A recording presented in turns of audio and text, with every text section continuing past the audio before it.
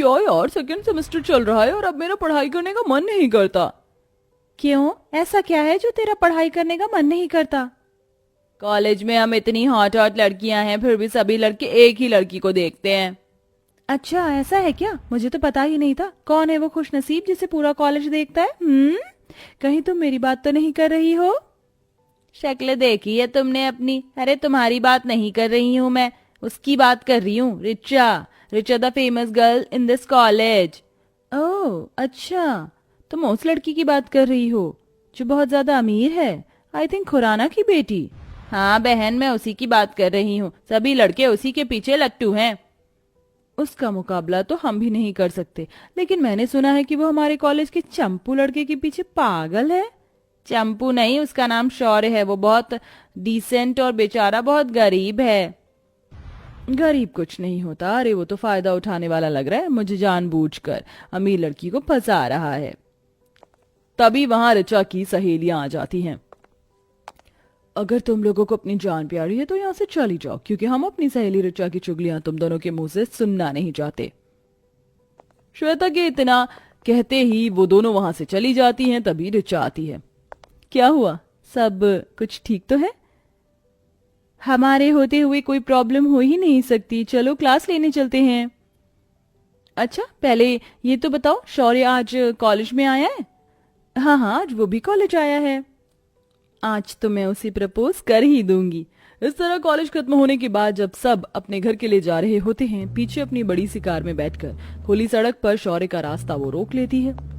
अरे मेरा रास्ता क्यों रोका है ऋचा तुमने? कोई मदद चाहिए क्या? शौर्य, दरअसल मुझे तुमसे कुछ कहना था।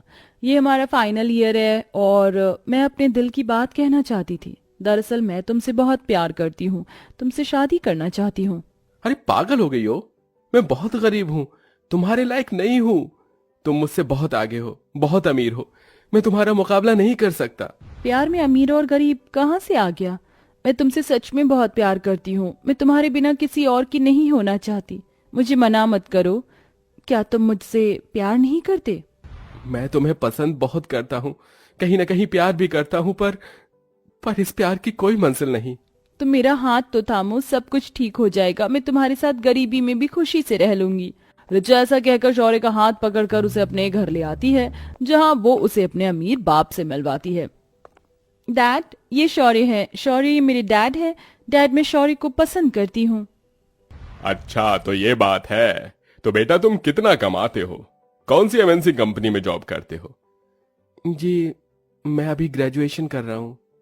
ग्रेजुएशन के बाद विदेश जाने का कोई प्लान? कौन सी कंट्री में जाओगे, कहाँ कैसे रहोगे? अमेरिका ऑफ ऑस्ट्रेलिया या लंदन? तुम्हें पता है ऋचा की आगे की पढ़ाई में ऑस्ट्रेलिया से करवाने वाला हूँ। डैड, आप ये सब क्यों बोल रहे हैं? मैंने आपको सब कुछ समझाया था ना। ये दो कौड़ी का आदमी तुम्हें कभी खुश नहीं रख सकता ऋचा। मेरी बात मानो, इसका ख्याल अपने दिमाग से निकाल दो। मैं तुम्हारी ऑस्ट्रेलिया की टिकट करवा दी है, अब आप आगे की पढ़ाई वहीं से करेंगे। नहीं डैड, मैं शौर्य से प्यार करती हूँ और उसी से शादी करूंगी। अगर आपको ये रिश्ता मंजूर नहीं है तो ना सही। ऋचा ऐसा कहकर शौर्य का हाथ पकड़ती है और उसे अपने महल जैसे घर से बाहर ले आती है। ये धन दौलत, ये ऐशो आराम मैं आज त्यागती हूँ। क्या तुम मुझे अपने लिए स्वीकारती हो? ऋचा की ये बात शौर्य के मन में घर कर जाती है। इसके बाद वो उसे एक मंदिर में शादी करके अपने साथ अपने घर ले आता है। माँ, माँ कहाँ हो आप? माँ देखो कौन आया है। अरे क्यों चिल्ला रहा है? माँ मुझे माफ कर देना, आपको बताया नहीं। ये ऋचा है, आज से ये आपकी बहू है। अरे तू घर पर बहू लेकर आया है? रुक जा, पहले मैं बहू का गृह प्रवेश तो करवा दूं। सरिता ऋचा का गृह प्रवेश करती है, लेकिन घर के अंदर आने के बाद ऋचा को घर में बहुत गर्मी लगती है। हे भगवान, यहाँ तो कुछ भी नहीं है। ना कूलर है, ना एसी है, सिर्फ ये कटक कटक करने वाला पंखा है। ऋचा के चेहरे से पसीने टपकने लगते हैं। अरे बहू, तुझे तो गर्मी लग रही है, ये ले हाथ वाला पंखा, इससे थोड़ी देर अपनी बैठे हुए हवा कर ले। मैं तेरे खाने के लिए कुछ लेकर आती हूँ। सरिता इतना कहकर रसोई में जाती है, जिसके बाद ऋचा पंखे से अपनी हवा करने लगती है। यहाँ तो बहुत गर्मी है, बिल्कुल भी बर्दाश्त नहीं हो रही। माँ सिलाई करती है, बस उसी से ये घर चल पाता है। लेकिन तुम चिंता मत करो, जैसे ही मेरी नौकरी लग जाएगी तो घर में एक कूलर लगवा दूंगा। ऋचा ये सुनते ही अपने मन में सोचती है, मेरी सास इस घर को चला रही है और मेरा पति जैसे तैसे करके अब नौकरी ढूंढेगा। मुझे ये जताना नहीं है कि मुझे इस घर में कोई परेशानी है। क्या हुआ, क्या सोच रही हो? कुछ नहीं। इतने में सरिता ऋचा के लिए खाना लेकर आती है। ये ले बहू, खाना खा ले। माँ जी, आपने क्यों तकलीफ की? अब मैं इस घर में आ गई हूँ ना, मैं सारे काम अपने आप कर लूंगी। पहले तो खाना तो खा ले। काम तो अब तुझे ही करने हैं, ये घर तुझे ही संभालना है। मेरी तो अब उम्र हो गई है, मुझे वैसे भी ये घर और शौर्य के नखरे नहीं संभल पाते। चलिए माँ जी, आप भी हमारे साथ बैठकर खाना खाइए। इस तरह ऋचा गरीब ससुराल में एडजस्ट करने की कोशिश करती है। खाना खाने के बाद सरिता ऋचा को चाय बनाने के लिए कह देती है। अब ऋचा को चूल्हे पर आग जलाकर चाय बनानी थी। आज तक उसने अपनी रसोई में कदम भी नहीं रखा था। बेचारी जैसे तैसे करके चाय बना लेती है। मैं जानती हूँ तुम अमीर घर से हो और तुम्हें गरीब घर में एडजस्ट होने में थोड़ा सा समय लगेगा, लेकिन मैं तुम्हें सब कुछ सिखा दूंगी, आखिर तुम मेरी बहू हो। इस तरह सरिता पहले तो हर एक काम ऋचा को बहुत अच्छे से सिखाती है, जिसके बाद ऋचा इस काम को बहुत अच्छे से खुद ही करती है, जैसे मटके में नदी किनारे से पानी लेकर आना, आंगन में कपड़े धोना और चूल्हे पर खाना बनाना। सभी काम करने के बाद रात को जब ऋचा एक पंखे के नीचे सोया करती तो उसे बहुत बेचैनी होती। बहुत गर्मी है, थोड़ी देर बाहर टहल लेती हूँ, ठंडी हवा लगेगी तो थोड़ा आराम मिलेगा। ऋचा ऐसा सोचकर घर के बाहर टहलने लग जाती है। अपने पास में ऋचा को ना देखकर शौर्य भी नींद से जाग जाता है और बाहर आ जाता है। बस थोड़ा समय और रुक जाओ, सारी परेशानियां दूर हो जाएंगी। कुछ देर ठंडी हवा लेने के बाद वो वापस घर में आ जाते हैं। वहीं दूसरी तरफ अगले ही दिन उनकी इस गरीबी की खबर शेखर को उसके नौकर द्वारा मिल जाती है।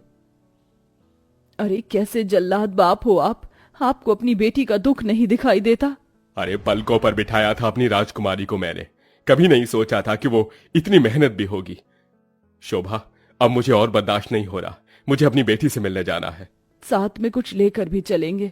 इस तरह शेखर और शोभा अपने साथ कुछ गर्मियों का सामान, दहेज के एक तोहफे के रूप में फ्रिज, एसी जैसा पूरा सामान पैक करवा कर एक ट्रक के साथ अपनी बेटी के घर पहुंचवा देते हैं और खुद अपनी पत्नी शोभा के साथ अपनी बेटी के ससुराल आता है, जहां वह अपनी बेटी को गर्मी में इतनी मेहनत करते हुए देखता है।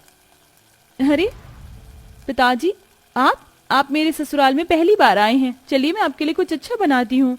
ऋचा अपने माता और पिता के लिए अपने ही हाथों से सत्तू का शरबत बनाती है। हमारी नन्ही सी राजकुमारी इतनी बड़ी कब हुई पता ही नहीं चला। बेटा मुझे माफ करना, मैंने कुछ ज्यादा ही ज्यादती कर दी तुम्हारे ऊपर। मुझे ऐसा नहीं करना चाहिए था, मुझे समझना चाहिए था तुम्हारे प्यार के बारे में। हाँ बेटी, हम माँ बाप से जो भूल चूक हुई उसे माफ कर दो, मुझे आपसे कोई गिला शिकवा नहीं। तभी घर में शौर्य आता है। अरे ये बाहर इतना सारा फर्नीचर का सामान, फ्रिज, एसी, कूलर, पंखा, ये सब कौन लेकर आया है? बेटा ये मैं लेकर आया हूं तुम लोगों के लिए। हाँ मैं समझ सकता हूं, लेकिन मुझे इन सब की जरूरत नहीं है, मैं खुद कमाकर खरीद सकता हूं। ये दहेज नहीं है बेटा, इसे इनकार मत करो। बस मेरे प्रति मेरी बेटी के लिए थोड़ा सा प्यार है। मैं जानता हूं तुम बहुत मेहनती हो और तुम ये सब खुद कमा सकते हो, पर प्यार से दिया हुआ तोहफा मना नहीं करते बेटा। शौर्य अपनी पत्नी ऋचा की तरफ देखने लगता है। ऋचा पल के झुकाकर उसे इशारा कर देती है, जिसके चलते शौर्य उसके पिता के लाए हुए गर्मी के दहेज को स्वीकार कर लेता है। इसी के चलते उनके घर में कूलर, फ्रिज, एसी, पंखा लग जाता है। वहीं शहर में शौर्य को अपनी कंपनी में मैनेजर की पोस्ट के लिए वो रख लेता है। धीरे धीरे उसकी सारी परेशानियां खत्म हो जाती हैं और वह अपनी पत्नी और माँ के साथ खुशी खुशी रहने लगता है।